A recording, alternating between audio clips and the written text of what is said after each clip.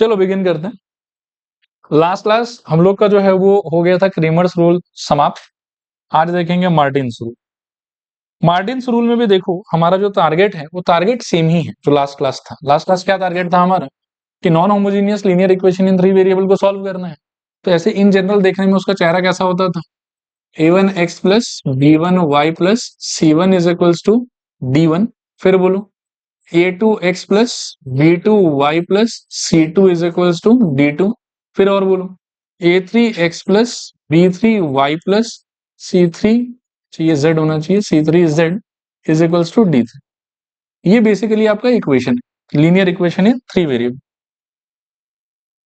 z लिखना भूल गया तुम, ठीक है ठीक है ठीक, z है। देखो ध्यान से देखो, पहला इक्वेशन फिर से पढ़ के बताओ एक बार क्या है। a1x plus b1y plus c1z is equals to d1। दूसरा equation a2x plus b2y plus c2z equals to d2। तीसरा plus b3y plus c3z is equals to d3। ये आपका इक्वेशन हो। लास्ट क्लास हमने देखा था क्रेमर्स रूल, उसको कैसे करते थे एक बार उसको भी रिकॉल कर लो। पहले क्या आता था, डी में क्या लेते थे आप, a1 b1 c1 a2 b2 c2 a3 b3 c3 और फिर dx था dy था dz था। dx के टाइम पर क्या था कि x का जो कोफिशिएंट है उसको d वाले से रिप्लेस कर दो, बाकी दो को सेम रहने दो। dy के टाइम पर y वाले का रिप्लेस कर दो, बाकी दो को सेम रहने दो। और dz के टाइम पर इसका रिप्लेस कर दो, बाकी दो को सेम रहने दो। और फिर आप d मतलब x is equals to dx divided by d, y is equals to dy divided by d and z is equals to dz divided by d। फिर उस कंसिस्टेंसी ये सब का भी कंडीशन था कि अगर d is not equal to zero तब क्या होगा, यूनिक सोल्यूशन। अगर d is equals to zero and dx dy dz में से कोई एक आदमी नॉन जीरो तो क्या हो जाएगा, नो सोल्यूशन, इनकंसिस्टेंट। और अगर d भी equals to zero dx dy dz भी इक्वल्स टू जीरो तो फिर इनफाइनाइट सोल्यूशन भी हो सकता है और नो सोल्यूशन भी हो सकता है। जनरली बाय डिफॉल्ट हम मान के चलेंगे कि इनफाइनाइट सोल्यूशन ही है। नो सोल्यूशन कब होगा, अगर किसी एक पेयर ऑफ इक्वेशन के लिए a1 by a2 equals to b1 by b2 equals to c1 by c2 not equals to d1 by d2 जैसा दिख गया अगर हमको, तो फिर नो सोल्यूशन। और इनकेस अगर गलती से मान लो कि इनफाइनाइट सोल्यूशन का सिचुएशन आता है और आपको सॉल्व करने के लिए भी बोल दिया जाता है, तो फिर एक लंबा चौड़ा पद्धति है उसके लिए कि पहले z इक्वल्स टू k मान लो, फिर उसको पहले तीनों इक्वेशन में बैठा दो, फिर किसी दो इक्वेशन को सॉल्व करके x और y का वैल्यू भी निकालो इन टर्म्स ऑफ t। फिर जो वैल्यू आएगा x y और z का उसको थर्ड इक्वेशन में डाल के LHS इक्वल्स टू RHS आप वेरीफाई करो। वेरीफाई हो गया तो लास्ट में बोल दो कि यही वाला जो स्ट्रक्चर है वो हमारा आंसर है। तो लास्ट में आंसर देखने में कुछ इस टाइप का आता था, देखो एक clear. So this was all about what, Cramer's rule. अब क्या कि इसी काम को करने का, इसी इक्वेशन को सॉल्व करने का, इट इज नॉट नेसेसरी कि हर बार आप डिटर्मिनेंट वाला चीज को यूज करो। There is a method based on matrix as well, ठीक है। और ये जो मैट्रिक्स वाला मेथड है इसको सॉल्व करने के लिए, उसी मेथड को हम लोग क्या बोलते हैं, मार्टिन्स रूल। क्या बोलते हैं बताओ, मार्टिन्स रूल। तो मार्टिन्स रूल कैसे वर्कआउट करता है इस चीज को थोड़ा ध्यान से अपन अभी समझें। मार्टिन्स रूल का तरीका ये है कि ये जो पूरा का पूरा स्ट्रक्चर है ना, इसको आप पहले तीन मैट्रिक्स में ब्रेक डाउन करो। कितने मैट्रिक्स में बताओ, तीन। Capital A is equals to a1 b1 बोलते चलो c1, और बोलो a2 b2 c2, और बोलो a3 b3 c3। ये हो गया आपका एक मैट्रिक्स। एक हो जाएगा आपका x इज इक्वल्स टू क्या बताओ, x y और एक आपका हो जाएगा, जनरली b बोलते हैं इसको, d1 d2 d3। अच्छा इसको अपन ना अभी सॉल्व करने के लिए तो चलो ठीक है, a x और b बोल के पुकार रहे हैं, लेकिन अलग अलग क्वेश्चन में हो सकता है कि इसी चीज को हम कभी b से रिप्रेजेंट कर लें, कभी इसको हम d से रिप्रेजेंट कर लें, कभी कुछ कभी कुछ। तो आप क्या कि जनरल एक शब्द में बता रहा हूं उसको आप दिमाग में रखने का ट्राई करो। ये ना इसको a नहीं सोचेंगे हम इसको सोचेंगे कि ये हमारा कोफिशिएंट वाला मैट्रिक्स। कौन सा मैट्रिक्स है बताओ, कोफिशिएंट वाला। अभी रिप्रेजेंटेशन a से हो, b से हो, c से हो, d से, हमको कोई फर्क नहीं, लेकिन ये है कौन, आदमी कौन है वो पहचान, कोफिशिएंट वाला मैट्रिक्स। चलेगा मेरे ख्याल। ये कौन है, ये वेरिएबल वाला मैट्रिक्स। कौन सा मैट्रिक्स बताओ, वेरिएबल वाला। और ये कौन सा मैट्रिक्स है, कांस्टेंट वाला मैट्रिक्स। ये कौन सा फिर से बताओ, कांस्टेंट कि कोफिशिएंट। ये कोफिशिएंट, ये वाला, ये वाला, एक लास्ट टाइम ये कौन सा, ये वाला और ये वाला। ये हमेशा 3/3 का आएगा, ये हमेशा वर्टिकल मैट्रिक्स होगा और ये वाला भी हमेशा वर्टिकल मैट्रिक्स होगा। अब क्या कि इन तीनों को डेवलप करने के बाद में you will be surprise to see इतना भारी भरकम स्ट्रक्चर को एकदम चिन्ना मिन्ना से एक लाइन लेके हम रिप्रेजेंट कर सकते हैं। This whole situation could be thought as Ax equals to B. ये वाला मैट्रिक्स इनटू ये वाला मैट्रिक्स इज इक्वल्स टू ये वाला मैट्रिक्स को अगर आप फर्दर एक्सप्लोर करते हो तो अल्टीमेटली यही इक्वेशंस निकल के आएगा। है बात समझ? तो पहले आप अपनी इक्वेशंस को डिसाइफर डिकोड करोगे तीन मैट्रिक्स में, coefficient matrix, variable matrix and constant matrix, और इन तीनों मैट्रिक्स को आप लिख सकते हो Ax is equals to B के फॉर्मेट। क्लियर है मेरे ख्याल में? चल सकता हूं आगे। अब क्या है कि जब ये सब सारा बात समझ में आ गया कि अच्छा ठीक है ऐसे कर सकते हैं वैसे कर सकते हैं, तो मेन टारगेट आपका क्या है? मेन टारगेट तो आपका यही है ना कि समहाउ आपको एक्स का, वाई का और जेड का वैल्यू मिल जाए। यही तो हमारा सर्चिंग पॉइंट है। आ रहा बात समझ? इस चीज को यहां से कैसे एक्सट्रैक्ट कर सकते हो, सोचो कि यदि इस एक्स को समहाउ फ्री कर दिया जाए तो मजा आ जाएगा। फ्री करने के लिए मन में एक विचार ये आ सकता है कि सर एक काम करिए कि ये को धक्का मार दीजिए, लेकिन धक्का मारने का चीज तो मैट्रिक्स में हो नहीं सकता है, क्योंकि मैट्रिक्स डिवाइडेड बाय मैट्रिक्स का तो कोई सेंस नहीं बनता। लेकिन फिर क्या है कि हम भी गधे थोड़े हैं, हमारे पास में है तरीका है अपना। क्या कर सकते हैं बताओ? ए इनवर्स से मल्टीप्लाई कर सकते हो, क्योंकि टारगेट तो ये है ना कि ये भगाओ यहाँ से, तो भगाओ तो लो, भगा लो। ऐसे क्या है, A inverse into X is equals to क्या, ए इनवर्स इंटू बी हो जाएगा। इसमें भी फिर वो जो एकदम शुरू शुरू में पढ़ाया था, जो उस टाइम पर हो सकता है कि फालतू आप लोगों को लग रहा होगा, लेकिन आज देखो कितना यूजफुल है वो चीज, कि लेफ्ट से जा रहा है तो सब चीज लेफ्ट से ही जाएगी। इंपॉर्टेंट है। अब कोई बच्चा बोले नहीं सर हमारा तो मन कर रहा है कि उधर से लगा लेंगे, तो लगा लो, गलत हो जाएगा आपका। और क्लियर मेरे ख्याल में याद? अब ये दोनों का दोनों जो है वो मिल मिला के क्या हो जाएगा बताओ? I into X is equals to A inverse into B. तो यहां से एक्स इक्वल्स टू क्या आ जाएगा बताओ? A inverse. ये एक तरीके से आप समझो कि मार्टिन्स मेथड का बेसिक फंडामेंटल फॉर्मूला। ठीक है, इसमें एक्स क्या रिप्रेजेंट करेगा हर हमेशा हमारे लिए, वो सोचो। Variable matrix written in the form of a vertical matrix. ये ए इनवर्स क्या रिप्रेजेंट करेगा? इनवर्स ऑफ कोफिशिएंट मैट्रिक्स क्या रिप्रेजेंट करेगा बताओ? मैं फिर से बता दूं कि यहां पर वो ए इंपॉर्टेंट नहीं है, वो इसकी जगह पे बी हो सकता है, सी हो सकता है, डी हो सकता है, पी हो सकता है, एम हो सकता है। मैं खुद जाके बैठ सकता हूं, मैं अपना नाम लिख दूंगा अनीश इनवर्स इंटू बी, कुछ भी हो सकता है। लेकिन ये बंदा रिप्रेजेंट किसको करेगा? Coefficient matrix. और ये किसको रिप्रेजेंट करेगा? कांस्टेंट मैट्रिक्स को। कोएफिशिएंट मैट्रिक्स हमेशा कौन से ऑर्डर का होगा मेरे लिए? 3 इंटू 3। और कांस्टेंट मैट्रिक्स कौन से ऑर्डर का होगा? Vertical matrix 3 into 1। चलेगा मेरे ख्याल में? आगे बढ़ सकता है।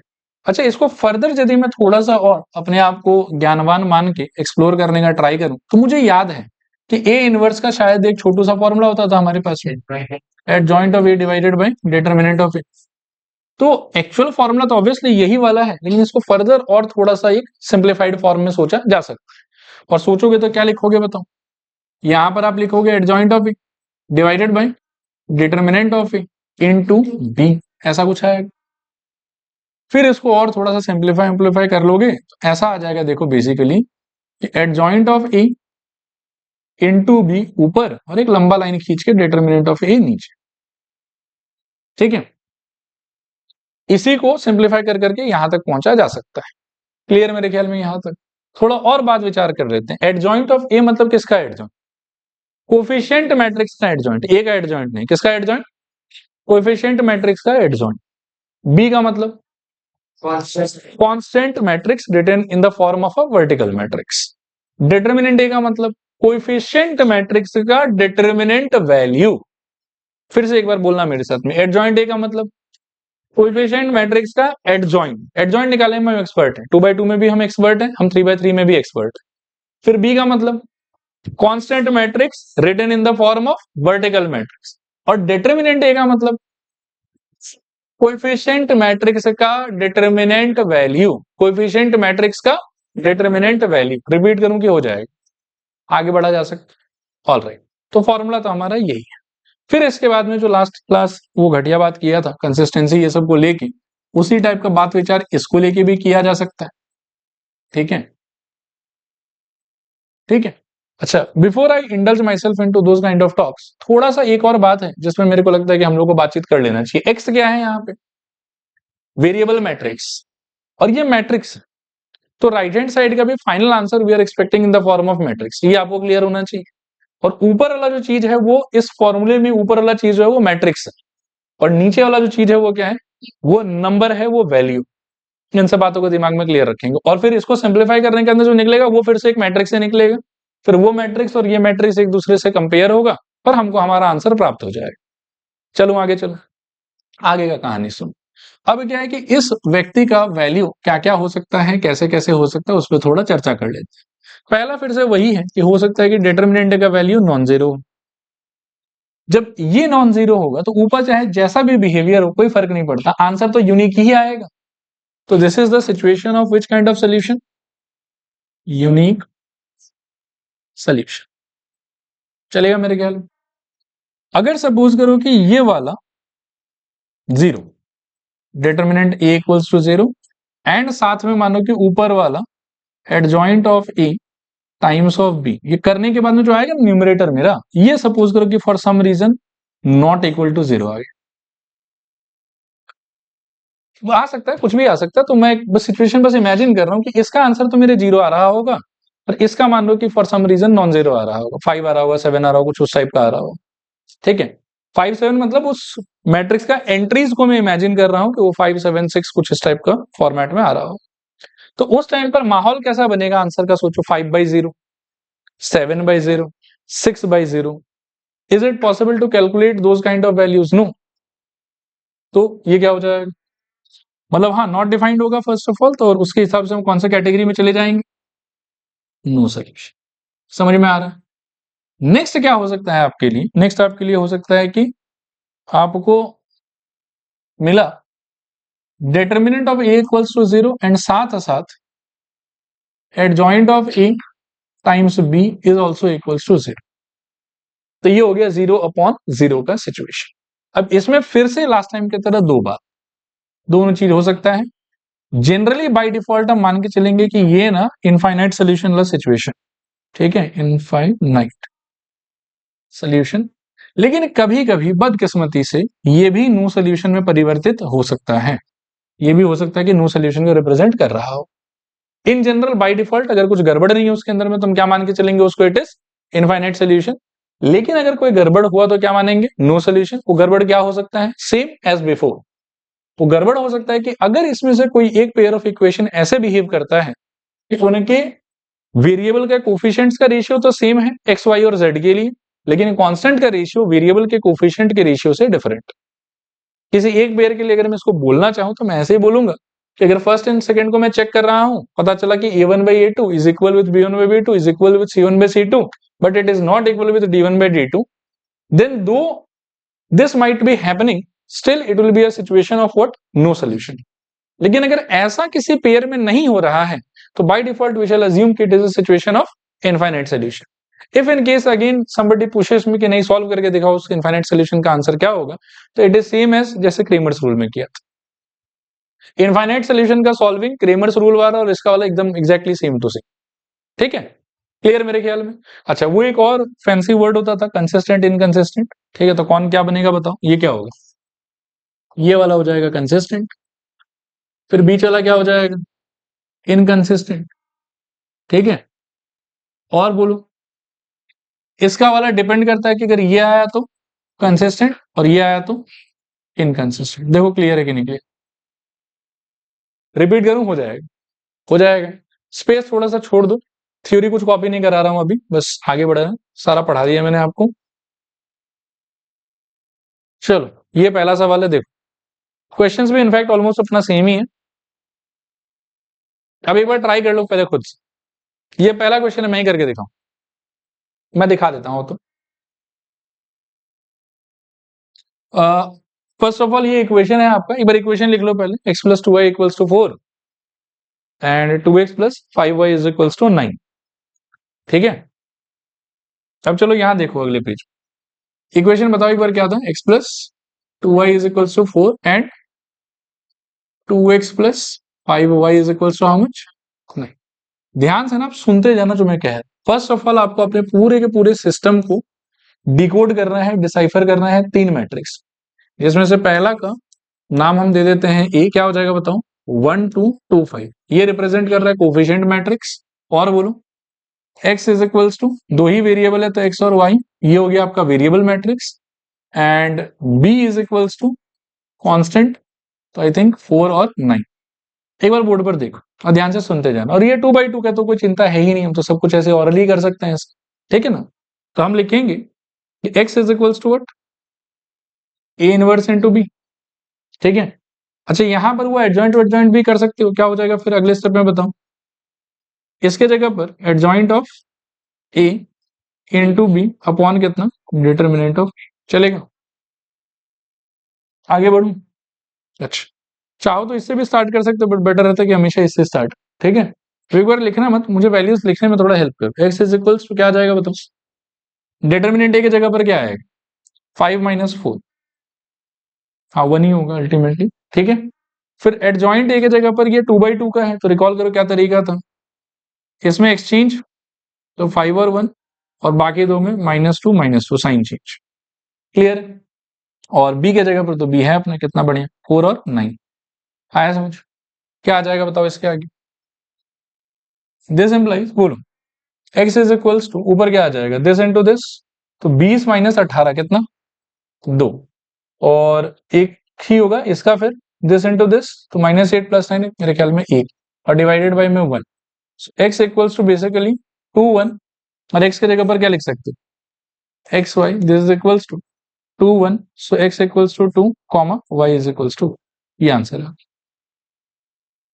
क्लियर है, करो कॉपी करो, ठीक है। आगे बढ़ते हैं, 2 मिनट फिर से मेरी तरफ देखना है एक बार। जनरली तो इसको तो फट से मैंने ऐसे डील कर दिया, ठीक है, लेकिन अगले बार से जब भी कोई क्वेश्चन करेंगे तो पहले हमारा फोकस होना चाहिए डिटरमिनेंट ए पे। यदि यही मान लो कि मिसबिहेव कर गया, कि 0 आ गया, तो फिर आगे कोई पद्धति करना ही नहीं है। ये थोड़ा इजी था, इसीलिए मैं भावना में बह गया। लेकिन जनरली आप हमेशा पहले किसको डील करोगे, डिटरमिनेंट ए को। अगर वो नॉन जीरो आता है तो ये आपको आगे बढ़ना है एंड सो। चले आगे, इसको करो, ट्राई करो।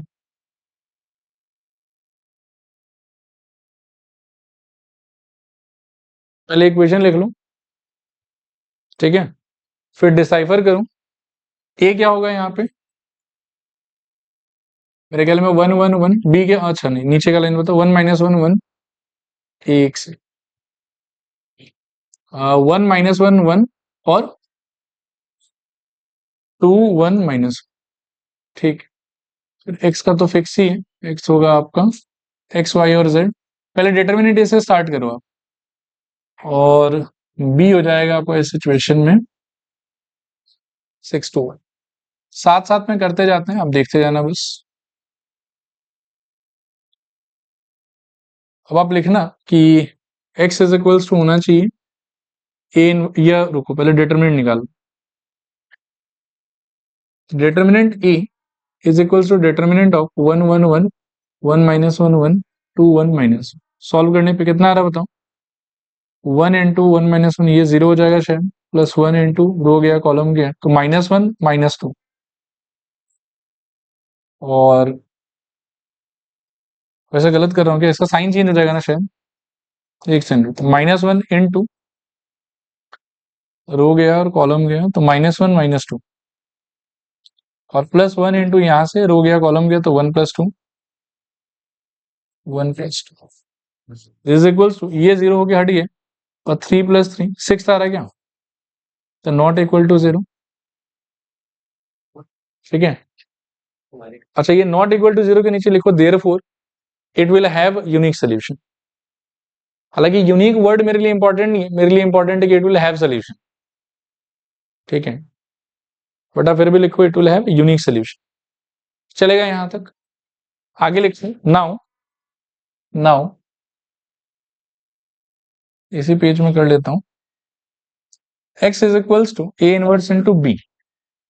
Now x is equals to a inverse into b, so x is equals to adjoint of a into b divided by determinant of a। इसको आप इक्वेशन 1 मार्क करके छोड़, चलेगा यहां तक। डिटर्मिनेंट ए हमारा ऑलरेडी बढ़िया सा आ गया है, तो हमको कंसर्न है नहीं कोई चीज का। अब हमारा टारगेट है कि पहले हमको एडजॉइंट ए निकालना है, और adjoint A into B find करना। अब लिखो नाउ कोफैक्टर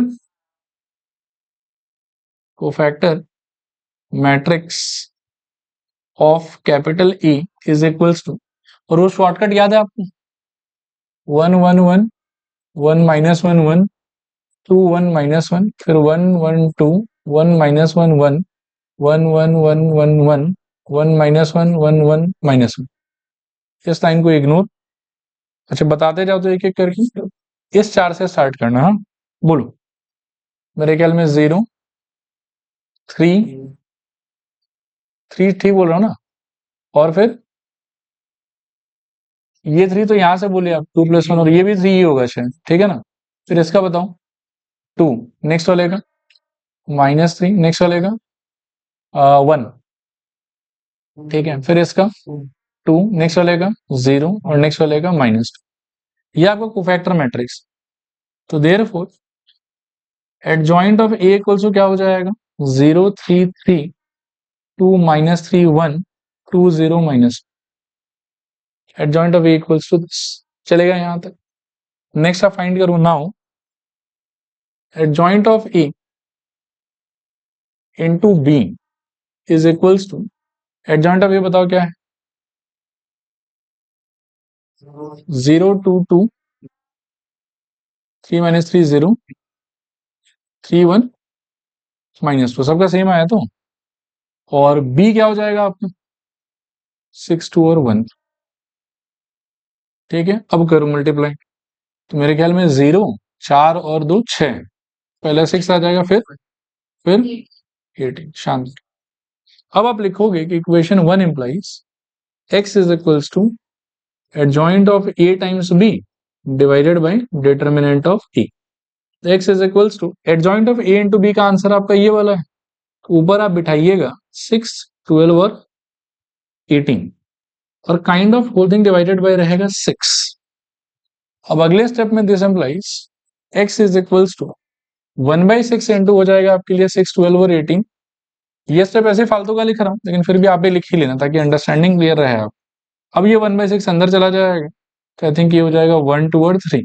उसके भी अगले स्टेप में फिर इसको भी आप मैट्रिक्स फॉर्मेट में ब्रेक डाउन कर लो एक्स वाई जेड, और यहाँ पर 1 2 3 by comparison x equals to 1, y equals to 2 and z is equals to 3। ये आपका आंसर। चलो आगे चलते हैं। नेक्स्ट ये वाला आपको बोट एंड स्ट्रीम में याद होगा कि एक कभी कभार ऐसे आ जाने से यूवी वाला तरीका हमने लगाया था, याद है। तो क्वेश्चन बहुत इजी है, लेकिन है उस तरीका पे बेस्ड।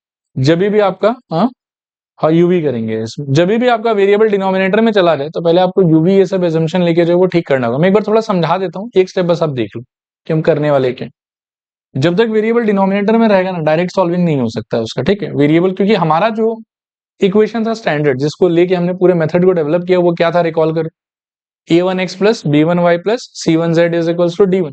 इसमें x y और z आपको कहाँ दिखाई दे रहा है, इसमें नहीं, उसमें हमारे स्टैंडर्ड वाले में न्यूमरेटर, और इसमें वो कहाँ पे डिनोमिनेटर। तो इनका तो चेहरा मोहरा मैच नहीं कर रहा है, तो वो मेथड तो इसमें अभी नहीं लग सकता है। तो इसको हमको पहले क्या कि मन में, अभी मैं तो लिख के दिखा रहा हूँ, लेकिन आपको ये चीज सॉल्विंग में दिखाना नहीं है, मन में इमेजिन कर। I can imagine the situation is 2 times of 1/x plus 3 times of 1/y and plus 10 times of 1/z is equals to कितना 4। दिस कैन बी इमेजिन, कोई इशू नहीं। अब मैं क्या करूंगा कि सिंस मेरा वेरिएबल मेरे स्टैंडर्ड अप्रोच के अंदर में न्यूमरेटर में होना चाहिए, तो 1/x को I will assume something for some time. 1/x equals to u, 1/y is equals to v and 1/z is equals to w ले लो आप। आया समझ। उससे फिर ये इक्वेशन कैसा दिखेगा बताओ, 2u plus 3v plus 10w is equals to 4। आ रहा लॉजिक समझ। और फिर सेम ये लोग भी चेंज हो जाएगा। फिर जो ये यूवी डब्ल्यू के फॉर्मेट में आएगा वो तो ठीक है, स्टैंडर्ड चेहरे से मैच कर रहा है, तो मार्टिन्स रूल लगा के पहले हम यूवी डब्ल्यू का वैल्यू ढूंढेंगे, फिर वहां से इसको वापस रिप्लेस करके एक्स वाई जेड को ढूंढा जाए। चले लिखो, let 1/x equals to u, comma 1/y is equals to v and 1/z is equals to w। Now the given equations are, बोलो तो एक बार क्या हो जाएगा, 2u plus 3v plus 10w is equals to 4। Second वाला क्या हो जाएगा बताओ, 4u माइनस 6v और plus 5w is equals to 1। Next वाला क्या हो जाएगा, 6u प्लस 9v और बोलो -20W इज इक्वल्स टू 2। ठीक है मेरे ख्याल में यहां तक। अब आप भी लगाओ, मैं भी कर रहा हूं। वैल्यूज आपका पहले आ जाए तो मुझे थोड़ा हेल्प कर देना बस। देखो a इज इक्वल्स टू हम यहां पर भी ले सकते हैं 2 3 10 4 -6 5 6 9 -20। फिर x equals to x y z and मेरे ख्याल में b इज इक्वल्स टू आप ले सकते हो 4 1 और। ठीक है, अब यहां से पहले डिटर्मिनेंट है, तो determinant a is equals to कितना आ रहा है 1200 आ रहा है। बाप रे खतरनाक आ रहा है। मान लो कि मैं फर्स्ट लाइन से खोल देता हूँ एक बार, तो 2 इंटू रो गया कॉलम गया, तो 1200, यही 1200 हो जाएगा ना शायद यहाँ पे 1200 और -45। एक बार ये कैलकुलेशन थोड़ा देख लूं तो मैं ठीक लिख रहा हूँ ना। रो कॉलम गया -80 और -30, अच्छा 120 होगा, सॉरी क्या कर रहा हूँ। ठीक है, और यहाँ पर आ जाएगा मेरे ख्याल में +10 इंटू कितना, रो गया कॉलम गया, तो 36 और माइनस माइनस +36, और ये सॉल्व करके कितना बता रहे हो 1200। ठीक है, कोई इशू नहीं। तो डिटर्मिनेंट ए इक्वल टू कितना आ गया आपके लिए 1200। अच्छा ये जीरो है कि नॉन जीरो है? नॉन जीरो तो मतलब it will have unique solution, it will have unique solution. ठीक है, फिर इसके आगे आप लिखोगे कि now x is equals to a inverse into b, so x is equals to adjoint of a into b upon determinant of a, equation number 1, cofactor of a is equals to, इसके लिए 2 3 10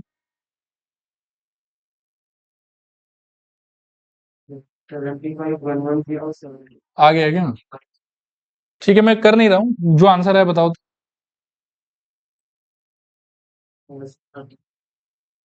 आप लोग process में ही होगे। 75 110 72 150 -100 0 75 30 -20। सब लोग एक बार मिला लो कि यहां तक मैच कर रहा है कि नहीं। अच्छा सुनो, देखो यहाँ पे तो कोफैक्टर मेरे ख्याल में सबका यही आ रहा था। अच्छा एक टेक्निकल मिस्टेक था इसमें, ठीक है, इसको ठीक कर लो आप। सिंस इस बार वेरिएबल हमारा UVW है, तो यहाँ पर हमको XYZ नहीं लिखना चाहिए, यहाँ पर हमको लिखना चाहिए था UV और W। क्लियर मेरे ख्याल में यहाँ तक। ये कोफैक्टर मैट्रिक्स हो गया, तो एडजॉइंट क्या हो जाएगा यहाँ पर बताओ जल्दी से, इसका ट्रांसपोज, तो 75 110 72, फिर 150 -100 0, और यहाँ पर मेरे ख्याल में 75 30 और -20, इस टाइप का आ जाएगा।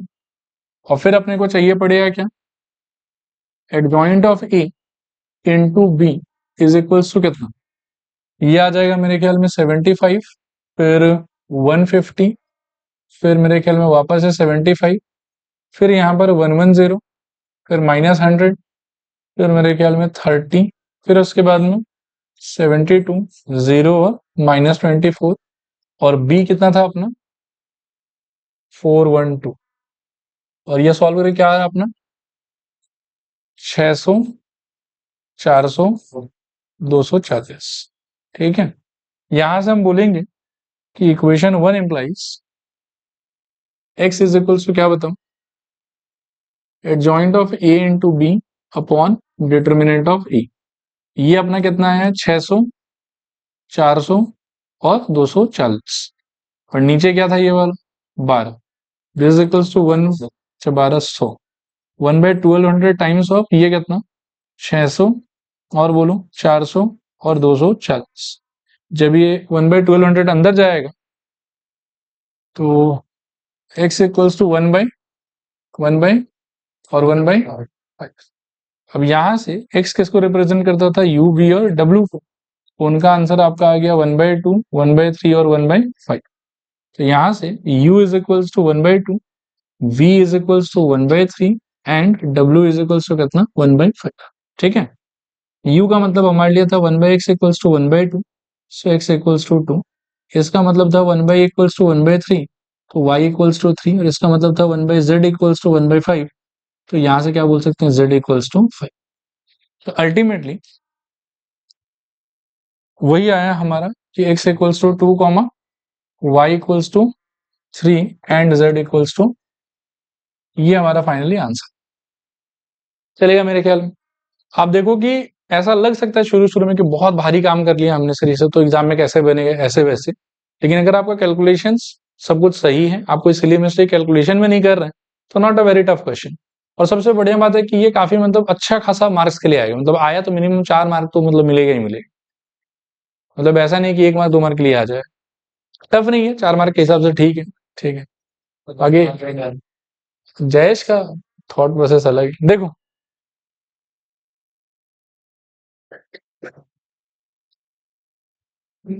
अब एक काम करो, एक हेडिंग लगाओ, special questions based on Martins method. मतलब यहाँ पर आप समझो कि simple application of Martins method done, ठीक है, इतना ही आ सकता है। अब क्या कि सम ट्विस्टेड आइडियाज आर देयर, जिस पे बेस्ड मान लो कि 3-4 क्वेश्चन है, special questions based on Martins method. ठीक है, दिस इज द फर्स्ट, पढ़ लो आप एक बार।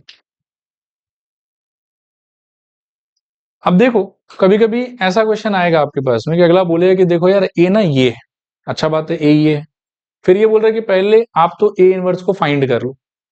कर लेंगे, कोई दिक्कत नहीं है, कोफैक्टर निकाल लेंगे, वहां से एडजॉइंट बना देंगे, डिटर्मिनेंट निकाल लेंगे, डिवाइड कर देंगे, आ जाएगा ए इनवर्स, कोई इशू नहीं। फिर ये कह रहा है कि इसको सॉल्व करके ए इनवर्स का जो आंसर आएगा उसको यूज करना है इसको सॉल्व करने के लिए। ठीक है, इसको सॉल्व करने के लिए हमारा अप्रोच क्या होता था, x is equals to A inverse into B, जहां पर a का मतलब होता था कोफिशिएंट मैट्रिक्स का इनवर्स इंटू कांस्टेंट मैट्रिक्स, यही तो होता था। सरप्राइजिंगली यू विल सी कि इसका स्ट्रक्चर जो है कोफिशिएंट मैट्रिक्स का वो एग्जैक्टली इससे मैच कर रहा है। तो x equals to A inverse B का फॉर्मूला रहेगा, ए इनवर्स पहले से निकाल के रखा हुआ होगा, उसी को वहां बिठा देंगे, फट से आंसर आ जाएगा। नहीं आया समझ, सिंपल यही है वाला। चलो शुरू हो जाओ, लिखो, पहले तो ए लिख लो, किसी ने लिख लिया तो बताओ। 2 - 3 5, 3 2 -4 1 1 -2 1 1 माइनस। चलो पहले तो ए इनवर्स निकालना, इक्वेशन वगैरह का तो बाद में सोचेंगे, है ना। तो निकालो, डिटर्मिनेंट ये बताओ फाइनली क्या। एक लाइन में अभी ऐसे लिख ही देता हूँ फालतू का, 2 इंटू रो गया कॉलम गया तो -4 और +4, ये 0 हो जाएगा शायद, क्या +3 इंटू रो गया कॉलम गया तो -6 +4 और +5 इंटू रो गया कॉलम गया तो 3 - 2 1, सो दिस इज 0। यहां से शायद से -6 +5 तो -1। ठीक है, बढ़िया। फिर यहां से अपने को चाहिए पहले कोफैक्टर,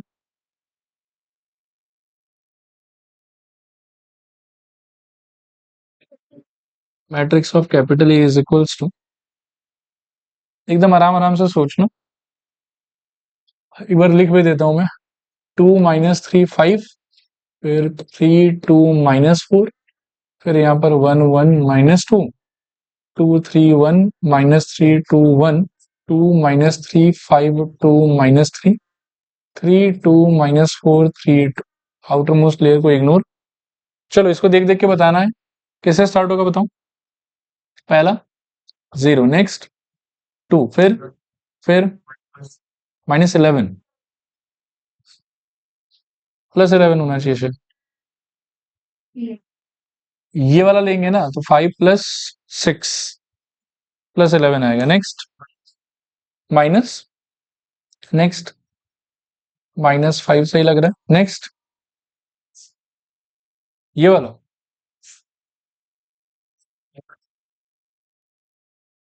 दिस, अच्छा सॉरी सॉरी -1 होगा, ठीक है बोल रहा हूँ। देखो यहाँ देखो, 5 और माइनस हो जाएगा, ये वाला कितना आ जाएगा बताओ, -6 और सॉरी -1। नेक्स्ट वाला -4 -5 तो -9, ये ठीक था शायद। फिर -3 -2 तो कितना, -5। नेक्स्ट वाला 12 -10 तो 2। नेक्स्ट वाला 15 + 8 23, सही कह रहा हूँ ना। नेक्स्ट वाला बताओ। 4 और प्लस 9 तो 13। ठीक है, ये हो गया आपका कोफैक्टर मैट्रिक्स। अब यहां से एडजॉइंट बनाना है, तो adjoint A is equals to 0 two 1 -1 -9 -5 फिर 2 23 और 30 ऐसा पूछा जाएगा। चलें आगे। फिर यहां से अपने को चाहिए होगा ए इनवर्स। तो A inverse equals to adjoint of A upon determinant of A. So determinant of A तो -1 ही आया था, तो 1 अपॉन -1 टाइम्स ऑफ, इसको फिर से छाप लेते हैं, तो 0 -1 2 2 -9 23 और फिर 1 -5 और 13 ऐसा कुछ आ जाएगा। फिर ये बेसिकली -1 है, तो अंदर जाके बस साइन चेंज कर देगा, तो इट विल बी 0 1 -2 -2 9 -23 फिर -1 5 और -30 ऐसा कुछ आ जाएगा। ये आपके ए इनवर्स का आंसर आ गया। ठीक है, क्लियर मेरे ख्याल में यहां तक। अब लिखो ना, एक बार यहां पर और देखो, आगे चल के हम कभी कभी ऐसा देखेंगे ना कि ये स्ट्रक्चर डायरेक्टली इससे मैच नहीं होता, तो वहां पे फिर हमको थोड़ा बहुत और मतलब क्या है कि लैंग्वेज लिखना पड़ेगा, देखो ये ऐसा वो वैसा अगड़म बगड़म। यहाँ पर तो आई थिंक बहुत ईजी है कि जिसको अगला ए बोल रहा है, जब मैं इसको भी डिकोड करने का ट्राई करूंगा तो मैं तो ए उसी को लिखूंगा, क्योंकि सॉरी, इक्वेशन के कॉन्टेक्स्ट में मेरे ए का मतलब क्या होता था, कोफिशिएंट मैट्रिक्स। मेरा कोफिशिएंट मैट्रिक्स का स्ट्रक्चर एग्जैक्टली इस दिए हुए ए से पूरा पूरा मैच कर रहा है। आगे चल के कुछ ही क्वेश्चंस में नहीं करेगा मैच, वहां पर फिर सोचेंगे क्या करना है कैसे कर, लेकिन यहाँ तो मैच कर रहा है ना। तो इक्वेशन के पॉइंट ऑफ व्यू से if I simply write X is equals to A inverse into B, जहां पर ए का मतलब ये जो दिया हुआ है वो सेम रहेगा और बी का मतलब हो जाएगा 11 -5 और -3, तो I will not be wrong. सही कह रहा हूं ना। लिखो now X is equals to, हाँ, ए इनवर्स इनटू बी चलेगा। ए इनवर्स में तो आप यही वाला ले लो, क्या आ जाएगा बताओ, 0 1 और -2 नेक्स्ट, -2 9 और -23 नेक्स्ट, -1 5 और -13 चलेगा। और b इंटू क्या मतलब b की जगह पर क्या आ जाएगा, 11 -5 और -3, 11 -5 और -3। एक बार देखो मैं अपनी बात को फिर से दोहरा लेता हूँ कि क्यों मैंने ए इनवर्स फट से इसी से रिप्लेस कर दिया एग्जैक्टली, क्योंकि यहाँ पर मेरा कोफिशिएंट मैट्रिक्स और मेरा ये वाला सेम टू सेम है। इसको भी जब ब्रेक डाउन करूंगा तो x equals to coefficient matrix का इनवर्स इनटू b लिखना था, ये कोफिशिएंट मैट्रिक्स ही था, इसलिए इसका इनवर्स डायरेक्टली हम यूटिलाइज कर सकते। चलो यहां से आगे, अब इसको मल्टीप्लाई करके क्या है बताओ, 1 2 3, बहुत बढ़िया शानदार एकदम। तो ये हो गया x, x का मतलब एक्स वाई जेड और उसका मतलब 1 2 और 3। So x equals to 1, y equals to 2 and z equals to, x equals to 1 y equals to 2 and z is equals to, चलेगा मेरे ख्याल में। ओके, इसको पढ़ो और इस पे जो है वो 5 स्टार लगा देना। पहला पार्ट ना आप लोग खुद से कर लो, मैं बस आपका कैलकुलेशन कॉपी करूंगा, ठीक है। फाइंड ए इनवर्स यहां तक खुद से कर लो पहले, फिर आगे बात कर। ये ए है आपके लिए, इसका इनवर्स आपको फाइंड करने के लिए बोल रहा है, करो। अच्छा यहां देखो कर रहे हैं, ए इनवर्स में गाइड करो थोड़ा सा फटाफट, क्या क्या है आप लोग का। पहले तो डिटर्मिनेंट ए क्या रखा है ये बताओ, 10। एडजॉइंट ए क्या आया आपका, 4, 4 टू -5, अच्छा 4 टू 2, फिर 3, अच्छा -5 0 5, ओके।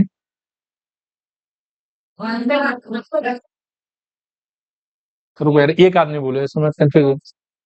अच्छा ये कोफैक्टर मैट्रिक्स है, एडजॉइंट ए, ठीक है दिखाओ तो एक बार। -5 0 5, ये आया ना फाइनल एडजॉइंट मैट्रिक्स। कैसे निकाला जाता है बहुत क्वेश्चंस में कर चुके हैं, इसलिए मैं दोबारा नहीं दिखा रहा हूं अभी। डिटरमिनेंट जो इसका डिटरमिनेंट ब्रेक कर लोगे, और एडजॉइंट के लिए फिर वही बात है कि इसका पहले चार्ट बनाओ, फिर दो ठो वो लगाओ, नीचे नीचे दो रो लिखो, फिर कोफैक्टर मैट्रिक्स, वहां से ट्रांसपोज। अच्छा यहां तक डन है सब काम। यहां से ए इनवर्स आपका क्या हो गया बताओ? A inverse is equals to, बोलो, मतलब 1/10 टाइम्स ऑफ 422 -5 0 5 1 -2 ठीक है, यहां तक ओके है फिर। अब क्या है कि बहुत ज्यादा ध्यान से सुनना जो मैं कहने जा रहा हूं। एक बार मैं आपको पिछला क्वेश्चन दिखा देता हूं और फिर मैं आपको थोड़ा समझाने का प्रयास करूंगा कि क्या चल रहा है।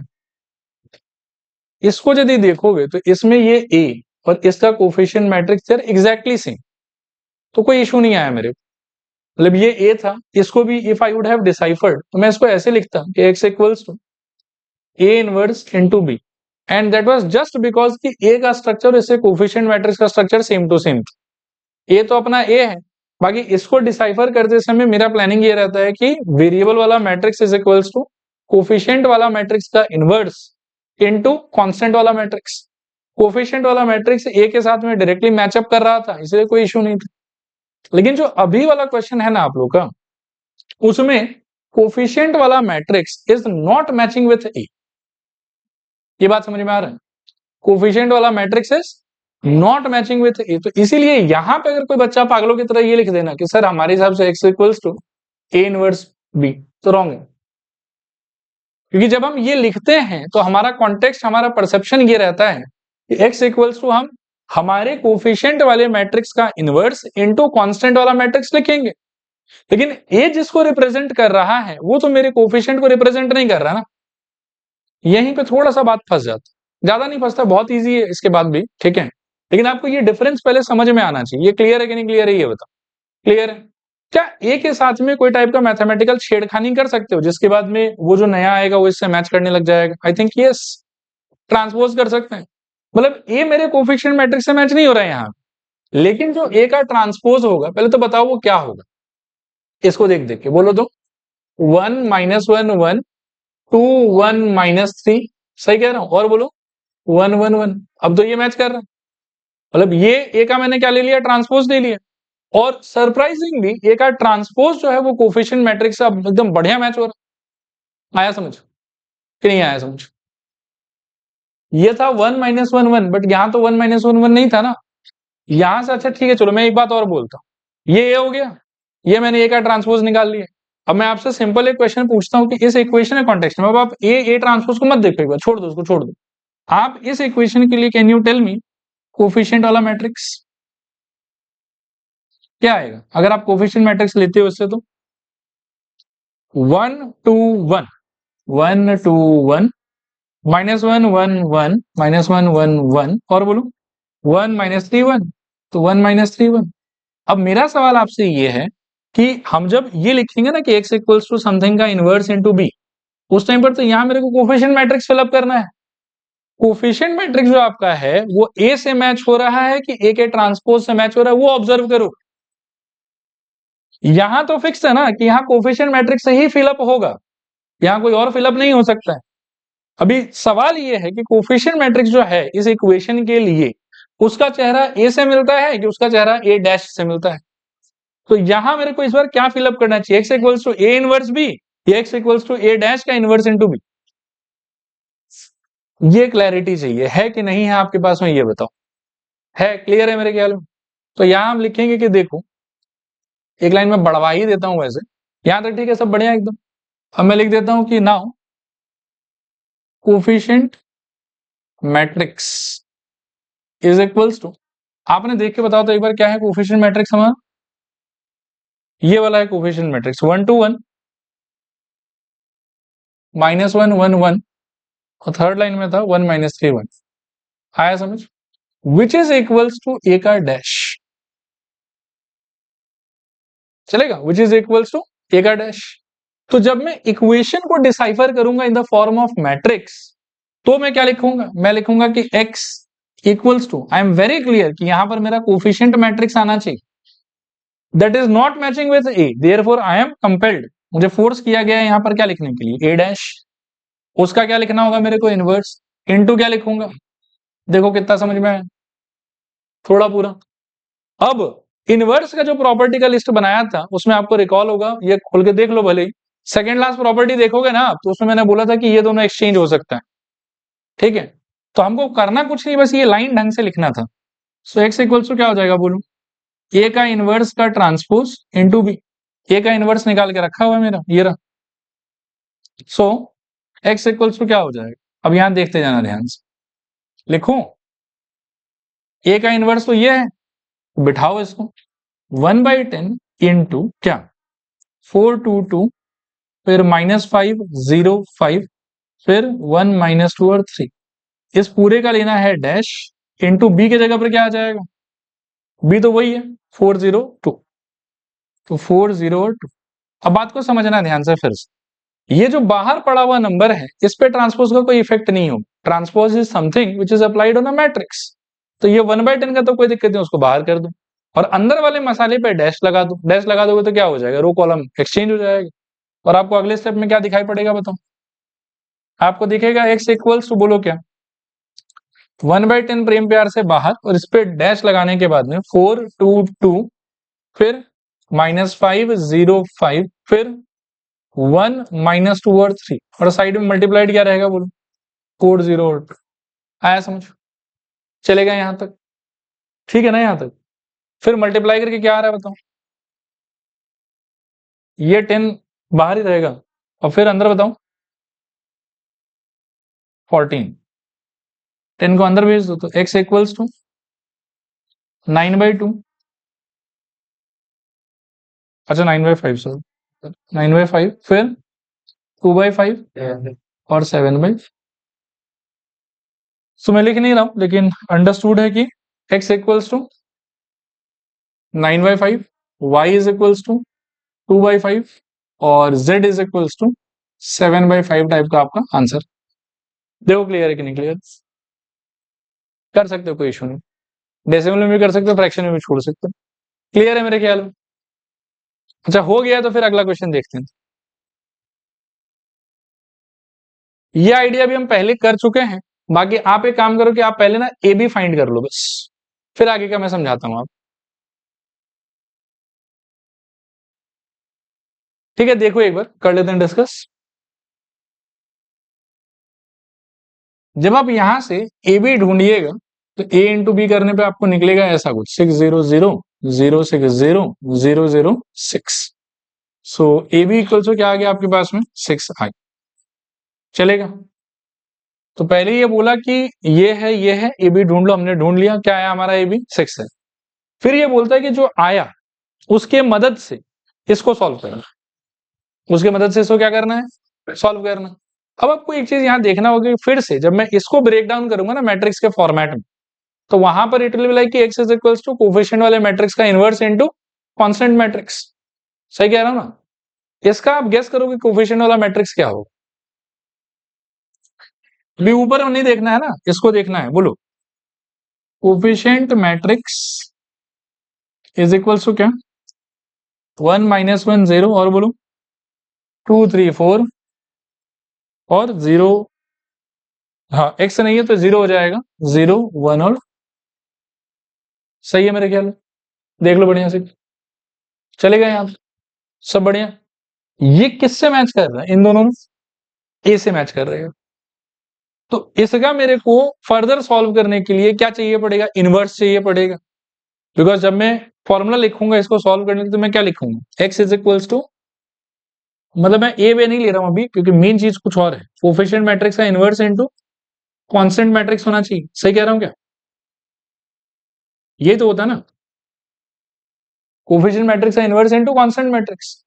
सरप्राइजिंगली कोफिशिएंट मैट्रिक्स किससे मैच कर रहा है, ए से मैच कर रहा है। तो आगे बढ़ने के लिए हमको ए का क्या चाहिए पड़ेगा, इनवर्स चाहिए पड़ेगा। इस सिचुएशन से क्या कोई तरीका है जिससे ए का इनवर्स निकाला जा सके, हमने सीख रखा है लास्ट क्लास में, ठीक है। इससे ए का इनवर्स निकालने के लिए आप क्या कर सकते हो कि आप बोल सकते हो कि this implies A into B divided by 6 is equals to I. सही कह रहा हूं ना, और यहां से ए का इनवर्स इमीडिएटली क्या हो जाएगा b/6, ये 1/6 टाइम्स ऑफ बी, क्योंकि इनवर्स का डेफिनेशन ही यही था कि ए के साथ में जिसको मल्टीप्लाई करके आई आएगा वो ए का इनवर्स बन जाएगा, ठीक है। क्लियर मेरे ख्याल में यहां तक? इससे क्या मिल गया आपको ये बताओ?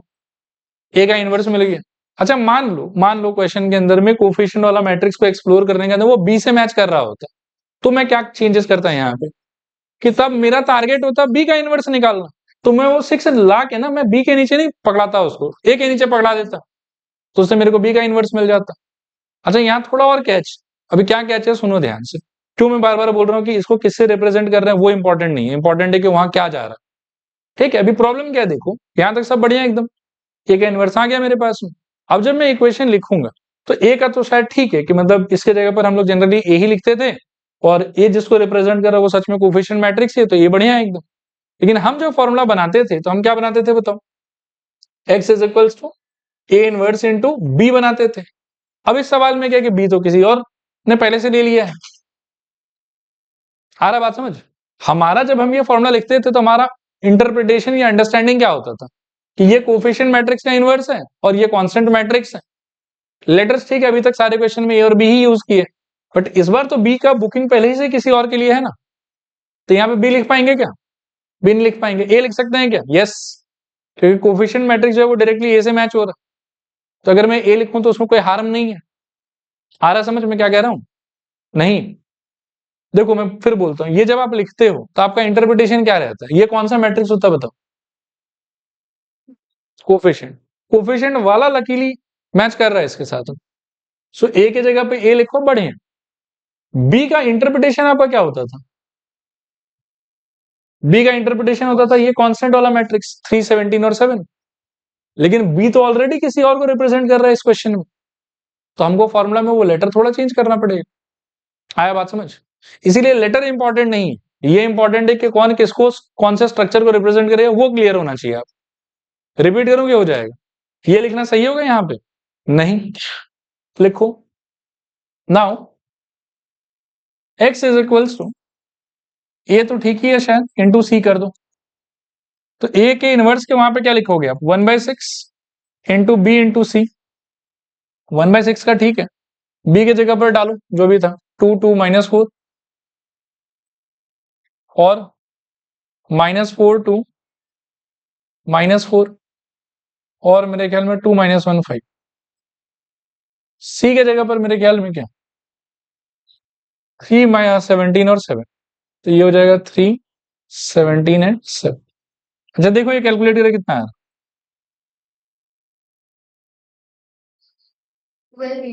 12 18 और 24।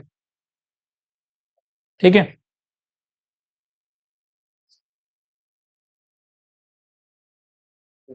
और लास्टली x इक्वल्स टू, अब ये 1/6 को अंदर ले जाओ, तो ये हो जाएगा 2 3 और x equals to 2, y is equals to 3 and z is equals to.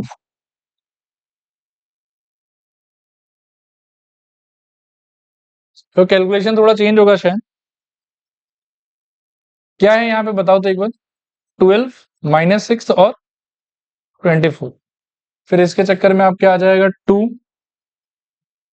-1 और 4, और यहाँ पर आ जाएगा मेरे ख्याल में कितना, y is equals to minus. ठीक है, ये फाइनल आंसर होना चाहिए। आप हो गया, सबका हो गया। लास्ट इस आइडिया पे भी देखो, सबसे पहले तो आपको सिंपली ये प्रोडक्ट ही फाइंड करने के लिए बोला है इसमें, और एक और बदमाशी क्या किया है ये लोग कि नाम वाम नहीं दिए, तो आप ना पहले ऐसे ही लिख लेना कि लेट ए इक्वल्स टू ये वाला, एंड बी को इंडल्ज नहीं करते, बी हमारा मतलब क्या कि कांस्टेंट मैट्रिक्स के लिए यूज होता है, तो हम इसको क्या कि सी कह लेते हैं। ठीक है, और फिर जब आप ए सी फाइंड करोगे तो ए के जगह पर पहला वाला का नाम बता दो बस एक बार। 1 -1 2, फिर क्या था? फिर -2 4, और सी क्या था? -2 0 1 और 9 2 -3 6 1 -2। फाइन, इसको सॉल्व करने के बाद में आंसर आपका आ गया 1 0 0 0 1 0 0 0 1। ठीक है, तो दैट मीन्स कि ए सी इज इक्वल्स टू क्या मिला आपको? आई। इसको एक बार यहीं पे छोड़ देंगे। ठीक है, फिर से इन सब क्वेश्चंस में बेसिकली होता वही है कि इनमें से कोई एक आदमी या तो कोफिशिएंट मैट्रिक्स से डायरेक्टली मैच करेगा या किसी एक आदमी का ट्रांसपोज जो है वो कोफिशिएंट मैट्रिक्स से मैच करेगा। तो फर्स्ट ऑफ ऑल कौन किससे मैच करेगा ये पता करने के लिए कोफिशिएंट मैट्रिक्स को पहचानना जरूरी है। तो ये मैं लिख रहा हूं लेकिन ये रफ में होगा, आपको फेयर में लिखना नहीं। कोफिशिएंट मैट्रिक्स क्या है यहाँ पर बताओ? 1 3 1, अच्छा 1 0 3, वाई नहीं सॉरी 1 0 3, फिर 2 और -2 और बोलो 2 -3 और 4 मेरे ख्याल, ये कोफिशिएंट मैट्रिक्स है। अब आपको देखना है कि ये ए से या बी सी से किसी से मैच कर रहा है क्या? ए से सी से नहीं कर रहा, लेकिन ए के ट्रांसपोज से मोस्ट प्रोबेबली ये कर रहा है। ठीक है, तो जो आप लिखोगे, आप एक लाइन बस ये अटैच कर लो, लिखो now coefficient matrix is equals to, यहां पर क्या आ रहा है आपके, एक बार बताओ तो अगर है तो। नहीं नहीं वो बाद में लिखेंगे, पहले वो स्ट्रक्चर बताओ। 1 -1 2 0 2 -3 3 -2 4, फाइन, ये आ रहा है। And this is none other than A का ट्रांसपोज। चलेगा ये चीज पक्का? अब मैं बोलूंगा कि देयरफॉर जब मैं इक्वेशन को मैट्रिक्स के फॉर्म में लिखूंगा तो मुझे क्या लिखना चाहिए? x is equals to, the idea was कि यहां पर कोफिशिएंट मैट्रिक्स का इनवर्स होना चाहिए। कोफिशिएंट मैट्रिक्स किससे मैच कर रहा है? आपके ए ट्रांसपोज से। ठीक है, तो यहां आ जाएगा फिर से ए ट्रांसपोज का इनवर्स इनटू कांस्टेंट मैट्रिक्स। तो सी नहीं, इस बार तो हम बी ले लेंगे क्योंकि बी को हमने भी फ्री रखा है। जो दूसरा मैट्रिक्स था हमारा उसको हमने किससे रिप्रेजेंट किया था? सी से। ठीक है ना, क्लियर है ये वाला चीज? एक बार ये बता दो, इसमें हम लिखते क्या थे? x equals to coefficient matrix का inverse into constant matrix. Coefficient matrix A से मैच नहीं कर रहा है इस बार, किससे मैच कर रहा है? ए के ट्रांसपोज से, इसीलिए ए का ट्रांसपोज का इनवर्स लिखा है। चलूं आगे यहां से, पक्का श्योर? ये दोनों आपस में क्या हो सकता है? एक्सचेंज। क्या हो जाएगा बताओ? x equals to A inverse into क्या, मतलब ए इनवर्स का ट्रांसपोज इनटू क्या? बी। चलेगा यहां तक? A inverse luckily since A into C equals to I आया था, तो ए इनवर्स कौन हो जाएगा? ये सी हो जाएगा। तो यहां पर आप सी बिठा दो, सो एक्स इक्वल्स टू सी का ट्रांसपोज इनटू बी। ठीक है, सी एक बार बताना क्या था? सी के जगह पर बोलो ये वाला ना, तो -2 0 1 और बोलो 9 2 -3 और 6 1 -2 का ट्रांसपोज इनटू बी का मतलब था आपका constant matrix from the equation, वो हो गया आपका 9 4 और -3। तो यहां हो जाएगा मेरे ख्याल में 9 4 और -3। ठीक है, अब इसको ट्रांसपोज कर लो तो -2 0 1 9 2 -3 6 1 -2 और यहां पर 9 4 -3। ठीक है, मल्टीप्लाई करके क्या आ रहा है बताओ? 0 5 और 3। तो आपका आंसर हो गया x equals to 0, y is equals to 5 and z is equals to 3। देखो क्लियर है कि नहीं क्लियर? चलेगा, समझ आ गया बढ़िया से? नेक्स्ट हेडिंग लिखूं। अच्छा, इसमें वो वाला पर्टिकुलर क्वेश्चन नहीं लिखवाया है मैंने आपको, इनफाइनाइट सोल्यूशन वाला। इन केस इनफाइनाइट सोल्यूशन का कंडीशन अराइज हो जाता तो सॉल्विंग का तरीका exactly same as the question of Cramer's rule. ठीक है, मतलब कभी अगर आ गया ना कि डिटर्मिनेंट ए इक्वल्स टू 0 आ रहा है, adjoint A into B equals to भी 0 आ रहा है, तो बाय डिफॉल्ट क्या मानोगे? Infinite solution. और इनफाइनाइट सोल्यूशन होके अगर सॉल्व करने के लिए बोल दिया तो क्रेमर्स रूल के टाइम पर जिस तरीके का सोल्यूशन लिखाया था एग्जैक्टली वही तरीका आपको लगाना। इनफाइनाइट सोल्यूशन वाले में एक्चुअली मार्टिन्स मेथड या क्रेमर्स रूल डायरेक्टली वर्कआउट करता ही नहीं, उसमें z इक्वल्स टू k लेके ही सॉल्व करना है, वही तरीका है उसका। चलेगा मेरे ख्याल में यहां तक? अगला हेडिंग लिखो, वर्ड प्रॉब्लम्स। Word problems. अच्छा देखो, वर्ड प्रॉब्लम में क्या है कि मैं आपको पहले बता देता हूं कि हो क्या रहा है यहाँ पे। आप क्लास 10 रिकॉल कीजिए, एक बहुत ही प्यारा सा चैप्टर था क्वाड्रेटिक इक्वेशन, जिसमें हमको पहले समझाया गया कि उसको कैसे हम मिडिल टर्म से सॉल्व करेंगे, ये देख लो। फिर हमको समझाया गया कि कैसे इसको फॉर्मूला से सॉल्व करेंगे, ये देख लो। और जब दोनों चीज हो गया तो हमको बोला गया कि एक रेक्टेंगल के शेप में आम का बगीचा है, जिसका लेंथ का वैल्यू उसका ब्रेथ के 2 टाइम्स है, उसका एरिया का वैल्यू 800 स्क्वायर मीटर है। बताओ लेंथ कितना होगा, ब्रेथ कितना होगा?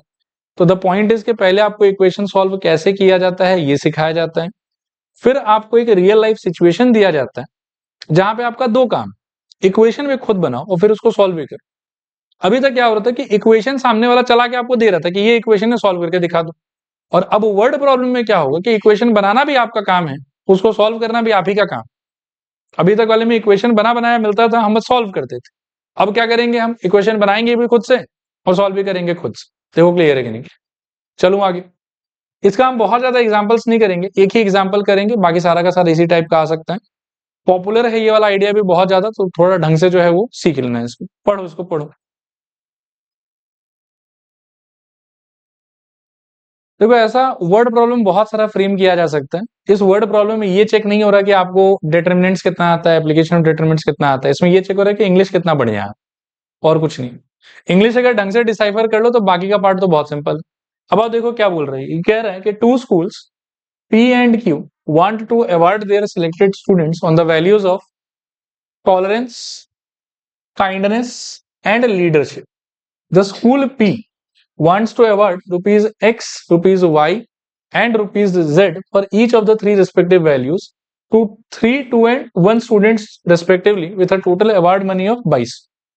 मतलब देखना कि टॉलरेंस के लिए एक बच्चे को मिलेगा X रुपीज, काइंडनेस के लिए Y रुपीज एंड लीडरशिप के लिए Z रुपीज। स्कूल पी ने डिसाइड किया कि टॉलरेंस के कैटेगरी में वो 3 प्राइज देगा, फिर काइंडनेस के कैटेगरी में वो 2 प्राइज देगा और लीडरशिप की कैटेगरी में वो 1 प्राइज देगा।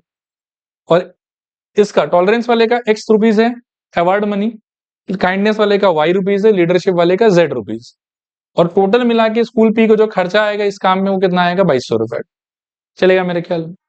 फिर स्कूल क्यू जो है वो टोटल इतना खर्चा करना चाहता है, फर्स्ट कैटेगरी में 4 प्राइज, सेकंड कैटेगरी में 1 प्राइज और थर्ड कैटेगरी में 3 प्राइज। आगे बढ़ते हैं। Respective values by giving the same award of money to the 3 values as a school P. ठीक है। फिर if the total amount of award for 1 prize on each values is ₹1200, मतलब हर एक category में अगर एक एक प्राइज ही दिया जाए तो टोटल खर्चा कितना होता है, 1200। ठीक है। और फिर हमको बोल रहे हैं कि using matrices find the award money for each value. अब आप देखो कि स्कूल पी के खर्चे का यदि हम इक्वेशन बनाएं तो एक कैटेगरी के एक प्राइस का वैल्यू था X और फर्स्ट कैटेगरी में प्राइस कितना गया, 3। तो क्या हो जाएगा बोलो, 3X plus 2Y plus Z is equals to कितना खर्चा हुआ, 2200 रुपए। सो 2200। आई होप क्लियर है। सेकेंड स्कूल क्यू के लिए सोचो, 4X plus Y plus 3Z equals to खर्चा कितना हुआ, 3100। और हर एक कैटेगरी है एक प्राइस, मतलब X plus Y plus Z equals to कितना, 22। ये हो गया आपका सेट ऑफ इक्वेशन। फिर यहां से वही drama, coefficient matrix A is equals to 3, 2, 1, 4, 1, 3 और 1, 1, 1। ठीक है। और B इज इक्वल्स हो जाएगा 2200, 3100 और 1200। और वहां से फिर से वही है कि X equals to A inverse into B solve करो और आपका आंसर आ जाएगा। ठीक है। एक सेकेंड रुकना। देखो इसमें भी एक चीज मैं और थोड़ा क्लियर कर दूं, आप ना थोड़ा केयरफुल रहना। मेरे को पर्सनली क्रेमर्स रूल ज्यादा अच्छा है, क्योंकि उसमें मतलब क्या है कि बहुत ज्यादा कॉम्प्लिकेशन नहीं, इट्स वेरी सॉर्टेड। और बात है कि इस टाइप के क्वेश्चंस में क्रेमर्स रूल भी लगाया जा सकता है, गिवन दैट कि ऐसा कोई बात ना मेंशन हो। यदि किसी वर्ड प्रॉब्लम के नीचे लास्ट में ऐसा बोल दिया ना, फिर आपको मार्टिन से रूल ही लगाना पड़ेगा। यदि इनकेस ऐसा नहीं बोला तो फिर आप क्रेमर्स रूल भी लगा सकते हो, मार्टिन रूल भी लगा सकते हो। मैंने आपको पढ़ा दोनों दिया, तो आना आपको दोनों चाहिए। अभी फिलहाल इसका आंसर घर पे ट्राई कर लेना, 300, 400 और 500 आएगा। And that will be all for this chapter. यहाँ पर ये चैप्टर खत्म। आप